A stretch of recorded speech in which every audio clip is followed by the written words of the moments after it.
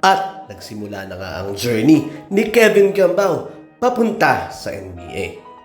Ang former two-time UAAP MVP at ang current KBL import ay nasa Sacramento, USA na para simulan sumubo sa kanyang NBA dream. Maaalala si Kevin Kiambao ay nagbigay karangalan sa Pilipinas dahil nga nagkaroon siya ng endorsement deal sa Adidas at naging parte rin ito ng national team ng Gilas Pilipinas.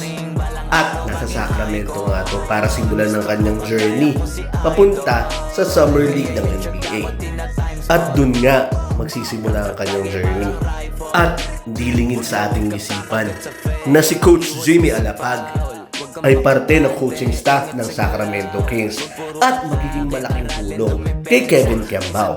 Si Kevin Kiambao na nga ba ang unang Pinoy na makakapasok sa NBA?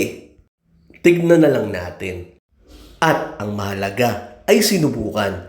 At kung ano man ang maging resulta, ang importante siya'y ating sinuportahan. Good luck, KQ! Asahan mo ang suporta naming mga Pilipino.